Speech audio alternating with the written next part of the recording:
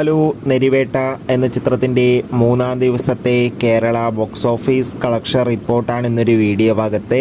വീഡിയോയിൽ മുൻപ് video like ചെയ്യുക, ചാനൽ സബ്സ്ക്രൈബ് ചെയ്യുക. മെയ് മാസം അങ്ങോട്ട് ധാരാളം ചിത്രങ്ങൾ OTT റിലീസ് ചെയ്യും.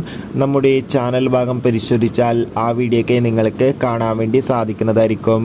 ടൊവിനോ തോമസ്, സുരാജ് എന്നൊക്കെ പ്രധാന കഥാപാത്രങ്ങളായ ചിത്രമായിരുന്നു നെരിവേട്ട. ചിത്രത്തിന് ഇപ്പോഴും നല്ല മികച്ച പോസിറ്റീവ് റെസ്പോൺസ് തന്നെയാണ് പുറത്തുവന്നുകൊണ്ടിരിക്കുന്നത്. അതുകൊണ്ട് തന്നെ ഏവരുപേരെ ആകാംക്ഷയോടെ ചിത്രത്തിൻ്റെ ഓരോ ദിവസത്തെ ഓരോ കളക്ഷൻ റിപ്പോർട്ടും അറിയാൻ വേണ്ടി കാത്തിരിക്കുകയാണ്.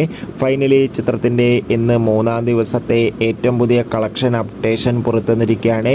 ഇന്ന് ഞായറാഴ്ച ദിവസം അത്യാവശ്യം മികച്ച ബുക്കിംഗ് തന്നെയാണ് കേരളത്തിൽ നടക്കുന്നത്.